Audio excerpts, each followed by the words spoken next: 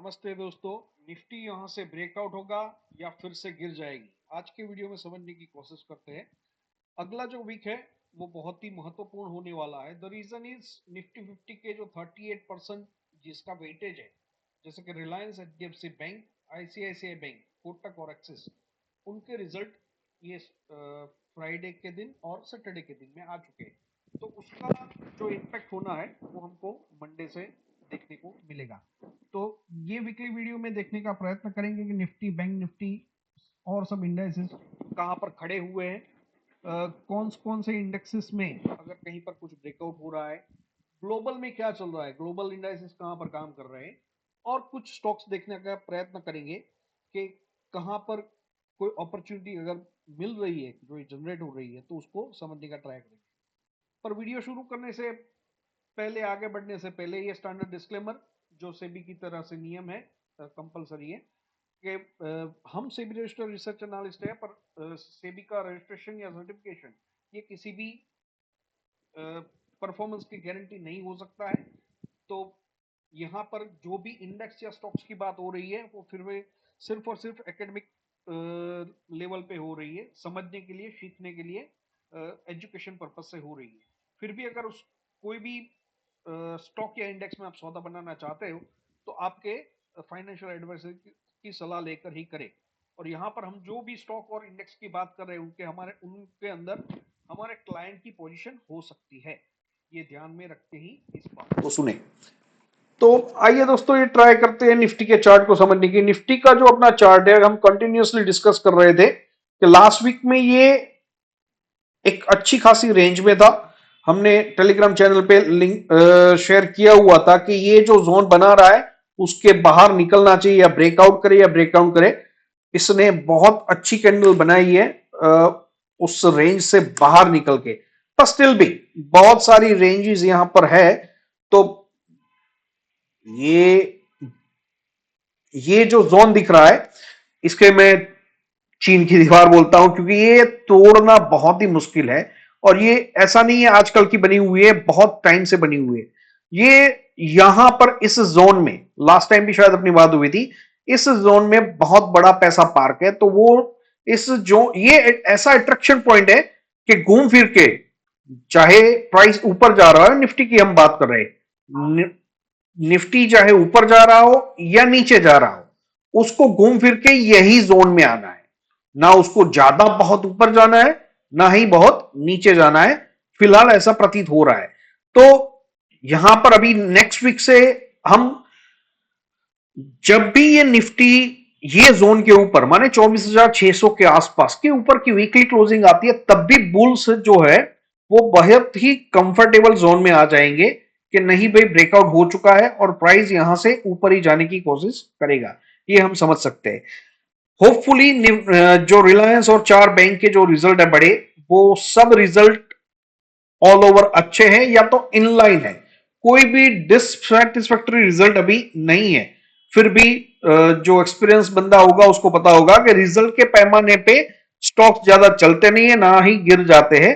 वो ज्यादातर factor in ही रहता है, अनलेस एंड अनटिल कि रिजल्ट में कोई बहुत बड़ा सरप्राइज आ जाए। हालांकि किसी भी तरह के कोई सरप्राइजेस अभी तो फिलहाल नहीं लग रहे हैं, पर ऑल ओवर पॉजिटिव है। पर वो जो पॉजिटिवनेस है वो शायद मे बी फैक्टर इन है, क्योंकि ये जो फ्राइडे की जो कैंडल है बैंक निफ्टी की, वो बहुत अच्छी तेज बनी थी। जो लास्ट लास्ट में ये जो मूव आया था वो बहुत अच्छा था और बहुत स्विफ्ट मूव था। तो मुझे लग रहा है कि यहां से ज्यादातर टाइम पास करना चाहिए मार्केट को नेक्स्ट वीक में। अगर ये यहां से निकलने का कोशिश करता है, जो अपना निफ्टी का प्राइस है या बैंक निफ्टी का प्राइस है, अगर दोनों में आप देखोगे दोनों बहुत अच्छे रेजिस्टेंस पे खड़े हुए, तो यहीं पे मेक और ब्रेक एरिया है, मेक और ब्रेक जोन है। ऑल ओवर तेजी शुरू हो जानी चाहिए, पर लेगार्ड मूव चल रहा है जो हम बहुत टाइम से बात करते जा रहे हैं। कॉन्फिडेंस इसलिए नहीं आ रहा है कि निफ्टी में ये अच्छी कैंडल बनी है, बैंक निफ्टी में भी अच्छी कैंडल बनी है। अगर हम वीकली देखना चाहे तो वीकली भी देख सकते हैं कि ये अच्छी कैंडल बनी हुई है। मैं इसको डिलीट कर देता हूं ताकि अच्छे से दिखाई दे। कैंडल तो अच्छी बनी हुई है, पर सामने जैसे लास्ट वीक आपने देखा होगा कॉन्स्टेंटली हम ज्यादा स्टॉक्स की बात नहीं कर रहे थे, कम कर रहे थे। The reason was mid cap Nifty and small cap, दोनों में कोई अच्छे मूव नहीं आ रहे थे। तो यही हो गया कि पहले स्टॉक्स पे चल रहा था काम तो अच्छा था, अभी निफ्टी ने चलना शुरू किया है पर स्टॉक्स नहीं चल रहे। तो ऑल इन ऑल ट्रेडर के लिए कोई बहुत अच्छे सिनारियो, बहुत अच्छे बड़े अच्छे वाले हालात जो बोले वो अभी तो फिलहाल नहीं नजर आ रहे। तो साइडवेज टू पॉजिटिव बायस के साथ नेक्स्ट वीक में काम होना चाहिए हमारे हिसाब से, क्योंकि अगर निफ्टी में काम ना हो पर स्टॉक स्पेसिफिक अगर अपॉर्चुनिटी मिलती है तो इंट्राडे और पोजिशनल ट्रेडर के लिए, स्विंग ट्रेडर के लिए बहुत अच्छा रहता है। तो लेट्स सी हमें कितनी अपॉर्चुनिटी नेक्स्ट वीक मिलता है, पर all over positive to sideways bias की प्रोबेबिलिटी थोड़ी ज्यादा रहेगी। बात करते हैं ग्लोबल इंडाइसिस की, ग्लोबल कहां पर काम कर रहा है। हम जो वीकली चार्ट देखते हैं वही देखने का प्रयत्न करेंगे। डाउ जोन्स में हल्की सी थकावट है, नास्डेक में तो पर्टिकुलर हमारी बात भी हुई थी कि ये ब्रेकडाउन नीचे की तरफ कर सकता है, जिसने ऑलरेडी कर दिया है। तो यहां पर ये फॉल की हल्की सी शुरुआत हो चुकी है, ऐसा हम डेफिनेटली बोल सकते हैं।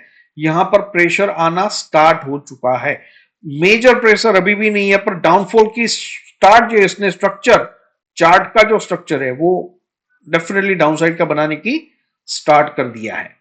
वैसे ही एसएनपी, पर एसएनपी में अभी कोई ज्यादा गिरावट नहीं है, पर आप समझने की कोशिश कीजिए यहां पर जो बड़े मुंह थे वो ज्यादातर नास्डेक में ही थे, तो वहीं पर ज्यादा डाउनसाइड भी मूव आएगा तो यहीं पर ज्यादा आएगा वैसी संभावना है।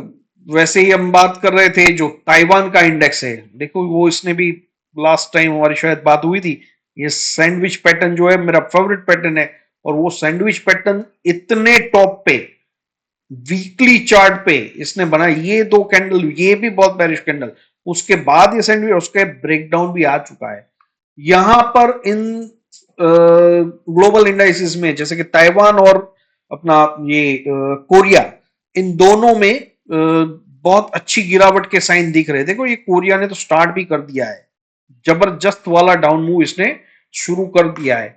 पर इसका कोरिलेशन ये भी है, बहुत बड़े पैमाने पे माना जाता है कि ताइवान और कोरिया में जो सेमीकंडक्टर की जो रैली चल रही थी, तो बड़ा पैसा, बड़े लोगों का पैसा वहां पर चेस कर रहा था।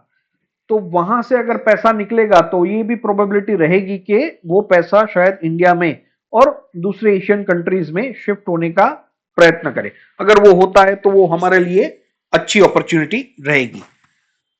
और अपना ये डॉलर इंडेक्स है, डॉलर इंडेक्स ज्यादा नहीं सॉरी मित्रों, आज थोड़ी तबियत नासाज है,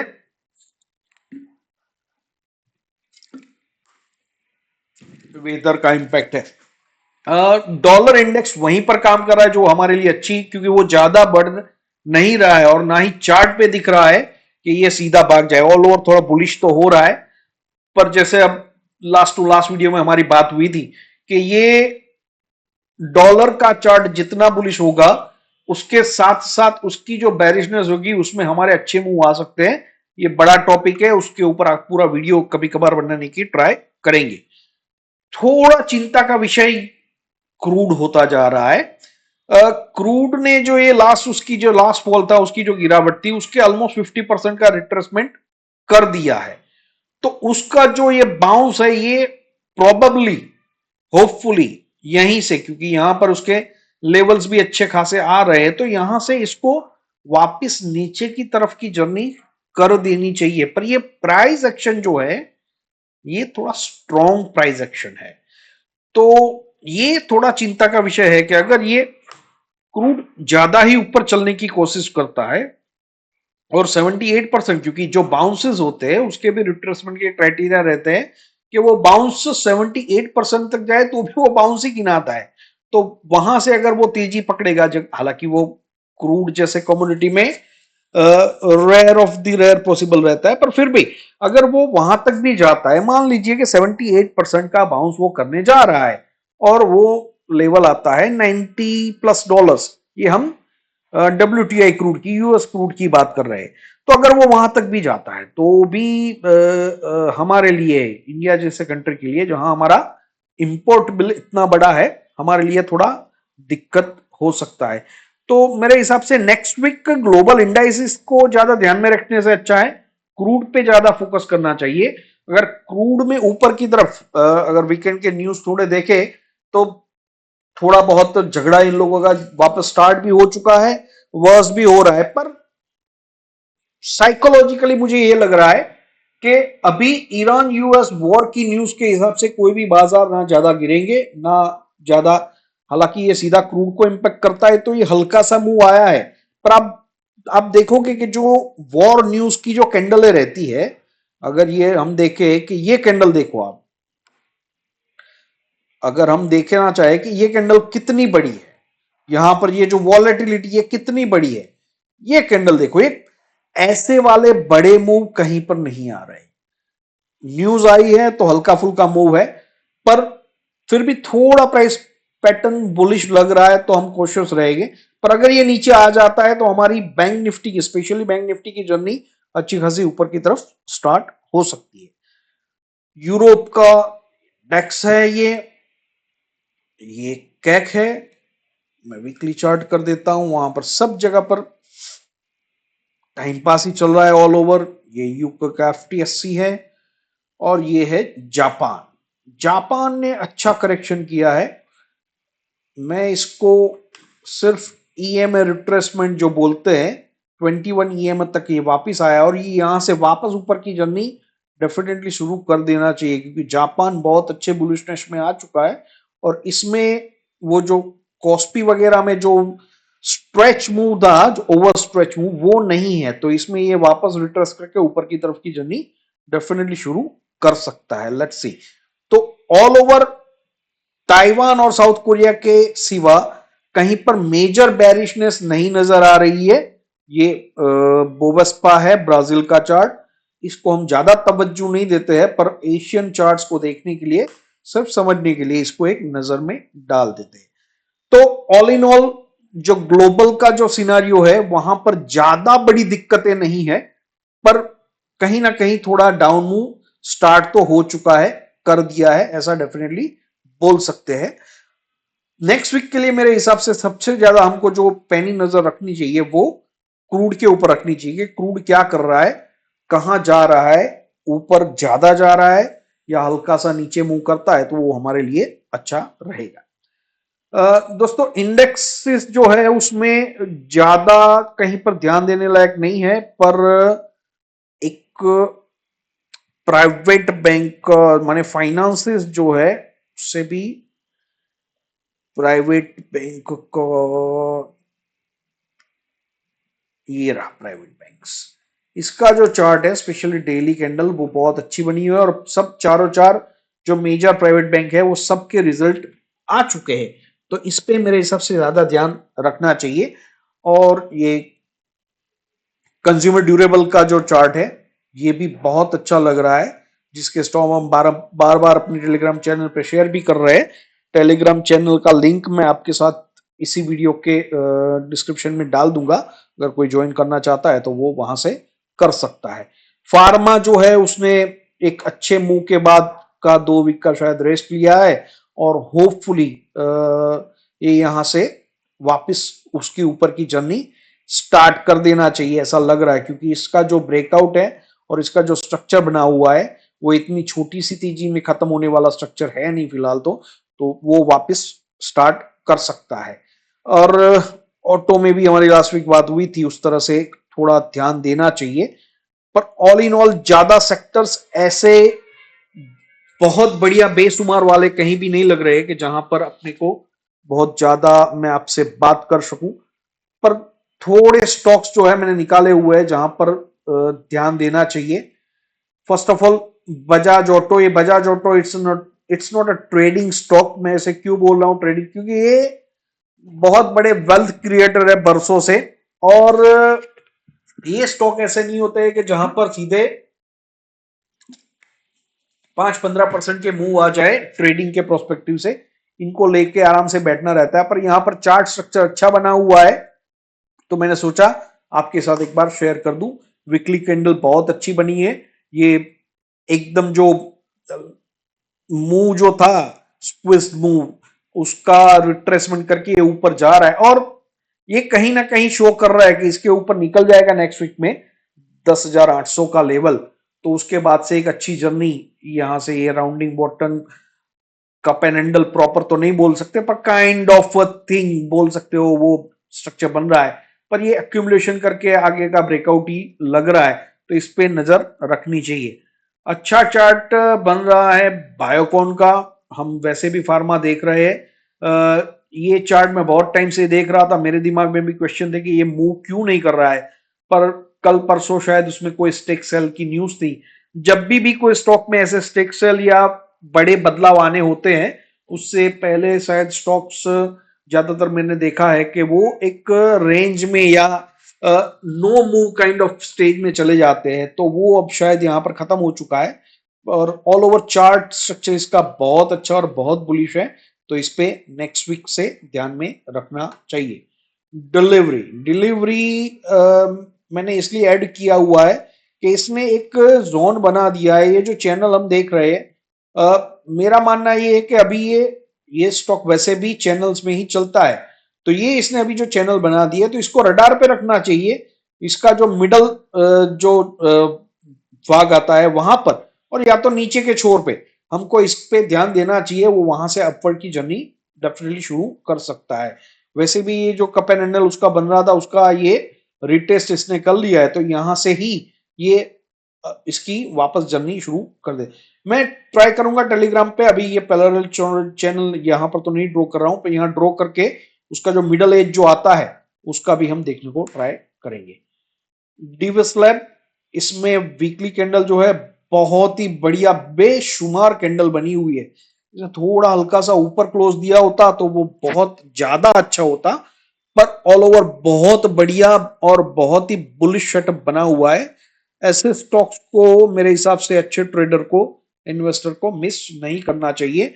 हम जो भी बात कर रहे हैं सिर्फ और सिर्फ चार्ट पैटर्न और स्ट्रक्चर को अंडरस्टैंड करने के लिए एजुकेशन तौर पे बात कर रहे हैं।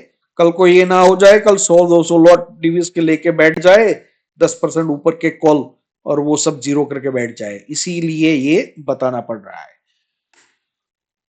फेडरल बैंक बहुत ही बढ़िया और बहुत ही अच्छा मूव। ये जो लाइन मैंने ड्रॉ की उसके ऊपर का क्लोज की मैं वेट कर रहा था, पर उसने ये क्लोज के ऊपर क्लोज लेवल के ऊपर क्लोज तो दिया, पर कहां पर दिया आप देख सकते हो। हालांकि इसके रिजल्ट भी थे, तो ये बहुत बड़ी वॉलेटिलिटी रहती है रिजल्ट के दिन पे। तो फ्राइडे को इसके रिजल्ट थे जो कि बहुत अच्छे हैं, तो ये यहां से कैरी फॉरवर्ड कर सकता है। रिट्रेसमेंट के तौर पे इसका 380 तक का जो टारगेट है ये टेक्निकली बैठ सकता है, आ जाना चाहिए। हेवल्स है, हेवल्स को मैंने नीचे से पकड़ने का ट्राई किया है। इसका इतना अच्छा स्ट्रक्चर बन रहा है, इसने हो सकता है ये स्टॉक शायद एक बार फिर से ये रिटेस्ट कर दे, इट इज अ प्रोबेबिलिटी। पर ये जो लो है इसका, प्रिसाइजली बात करते हैं 1123 माने 1122, तो पोजिशनल प्लेयर है तो इसको ऐसे प्ले करना चाहिए। इसका ये टेक्टिक मैं बताने की ट्राई करता हूं जब भी मैं ऐसे स्टॉक की बात करते हैं, तो इसको कैसे प्ले करें इसको 1 मिनट में समझने का ट्राई करते हैं। 1100 का एसएल डेली क्लोजिंग बेसिस पे, माने 3 बजे के आसपास अगर इसका क्लोज 1100 के नीचे आ रहा है तो ही अपने को एग्जिट करना चाहिए। हल्का सा वो डाउनटिक बना के अगर वो ऊपर भाग जाता है तो उसको हमें ध्यान में नहीं देना चाहिए। जैसे ये बता रहा हूं कि शायद यहां पर कोई काम कर रहा हो बंदा और उसने ये स्ट्रिक्ट एसएल लगाया हो इसके लो का, तो उसका लो तो यहां पर कट गया, पर क्लोजिंग बेसिस पे नहीं कटा और वहीं से अच्छी जर्नी मिली। तो ये लॉजिक से हम हमेशा ये डेली क्लोजिंग बेसिस का बार देते हैं। और वैसे भी ये जो वीकली हैमर जो बन रही है ना, ये बहुत अच्छी बन रही है। मुझे ये बहुत ज्यादा पसंद है कि कोई बंदा जो जिसके हाथ में पैसों की ताकत है, वो प्राइस को शायद जानबूझ के नीचे मूव कर रहा है, पर वो प्राइस वहां पर ज्यादा टिक नहीं रही है 2 वीक से, फ्रॉम कॉन्जिक्यूटिव 2 वीक्स। आप समझने का ट्राई कीजिएगा, यही पैटर्न अगर ऊपर बन रहा है तो हम बेरिश बोलते हैं, और यही पैटर्न ये जो हैमर और इन्वर्टेड हैमर यहां पर बन रहा है और ये जो स्ट्रक्चर बना हुआ है दो हैमर और बीच में इन्वर्टेड हैमर, ये कहीं ना कहीं मैं इसको रीड ऐसे करता हूं, यहां पर बहुत अच्छा खासा मैनिपुलेशन चल रहा है, manipulation in terms of price, कोई ना कोई इसको स्क्वीज कर रहा है, और बहुत अच्छे वॉल्यूम भी आ रहे हैं, बहुत बढ़िया वॉल्यूम भी आ रहे हैं। तो ऐसे स्टॉक को लंबे अरसे के लिए 3-6 महीने के लिए देखना चाहिए, और ये बहुत अच्छे टारगेट यहां पर मिल सकते हैं, तो इसको देखना चाहिए। लॉरस लैब मैंने अगेन वही स्ट्रक्चर आ गया, इसीलिए ऐड किया हुआ है कि अभी इसका क्वेश्चन, इसको अगर जैसे हमने बहुत नीचे यहां पर शेयर किया हुआ था कप एंड हैंडल पे, ये स्टॉक तो वैसे तो हमारे दोस्त लोग जो हमारे साथ जुड़े हुए हैं वह बहुत लंबे टाइम से हम इसमें ट्रेड कर रहे हैं, इन एंड आउट और बात भी कर रहे हैं, पर ऑल ओवर यहां से अगर आपने इसकी जर्नी खाई हुई है तो ये एग्जिट का टाइम इसका आ चुका है, क्योंकि ये स्टॉक थक भी रहा है, ये कैंडलें भी अच्छी नहीं थी, फिर भी उसने दो कैंडलें ऊपर की, 2 वीक की कैंडल ऊपर की बनाई हुई, पर ये कहीं ना कहीं इसकी थकावट की, गिरावट के साइन डेफिनेटली लग रहे, तो हमको कॉशियस होके यहां से देखो दोस्तों, ये स्टॉक अभी इतना तेजी में, इसका कुछ नहीं बोला जा सकता, वैसे भी ये स्टॉक पागल सांड है, ये भागता है तो ये रुकने का नाम ही ले लेता है, आप देख सकते हो, पर यहां पर इसने एक्सोशन के साइन दे दिए है ऑल ओवर, और ये ऊपर की तरफ इतने बड़े वॉल्यूम आना शुरू हो गए, तो हो सकता है 5-7% ऊपर ये और भी कैंडल बना दे, पर हमको एग्जिट टॉप कभी भी नहीं पकड़ना है, पर हमारे लिए एग्जिट का सिग्नल आ चुका है। और ये कल्याण ज्वेलर्स, ये एक केस स्टडी हो सकता है, इसीलिए मैंने यहां पर कोई बाय सेल का रिकमेंडेशन या बाय और सेल करो इसके लिए हम बात नहीं कर रहे।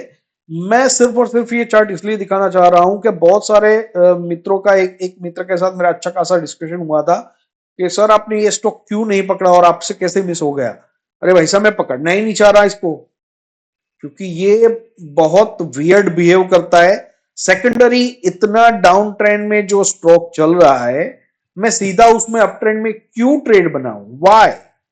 मैंने कोई कसम नहीं खाई हुई कि मेरे को हर स्टॉक ट्रेड करना है, मेरे को मेरा कैपिटल और मेरा जो स्टॉप लॉस बहुत जगह और कम जगह पर कटे वैसे ही ट्रेड करना है। तो ये आप देखोगे, ये लोअर हाई बना रहा है इस स्टॉक में, ये कैंडल बनी, वो कैंडल तो आप देखो, सीधी सीधी कैंडलें बनी है, वहां पर किसी को कोई एंट्री का कोई जगह नहीं है, और हम ऐसा कैसे समझ लेंगे ये सीधा अभी ऊपर चला जाएगा, ये लेवल कटे उसके ऊपर, माने हो सकता है ये बहुत आगे निकल जाए और बहुत बड़ी जर्नी दे, पर वो जर्नी हम बाद में अगर कैप्चर करेंगे तो करेंगे, बाकी इसके फंडामेंटल्स भी मुझे कुछ ज्यादा पसंद नहीं है। फिर भी चार्टिकली देखे तो इसने ये बहुत अच्छे वीकली क्लोजिंग दी है, पर अगर फिर भी अगर मान लो मेरे को कंपलसरी इसमें ट्रेड करना ही है, तो मैं इसका यहां पर इसका एक रीटेस्ट एक्सपेक्ट करूंगा, और उसके बाद जो मूव आएगा मैं उसमें, ये जो ब्रेकआउट आएगा इसका, मैं यहां पर इसको ट्रेड करूंगा, उसके पहले मैं इसे ट्रेड नहीं करना चाहूंगा, क्योंकि ये बहुत वॉलेटाइल स्टॉक्स रहते हैं, ये सब एक्सपीरियंस से आता है, ये जितनी जोर से चढ़ा है इतनी ही जोर से ये वापस भी गिर सकता है। तो we not saying anything negative और पॉजिटिव अबाउट द स्टॉक, जो भी है हम चार्ट रीड करने की कोशिश कर रहे हैं। एक बहुत बड़ी पॉजिटिव साइन ये है कि इसके जो वॉल्यूम्स है, देखो पूरी जिंदगी में नहीं आए इतने वॉल्यूम है यहाँ पर, तो हो सकता है इसमें कुछ फंडामेंटली या कोई बड़ा प्लेयर, बड़ा हाथी इसमें घुसने की ट्राई कर रहा है, पर वो भी अगर दिख रहा है तो वो हम बाद में जब भी उसके लेवल्स वगैरह आएंगे तब इसको कैप्चर करने की ट्राई करेंगे।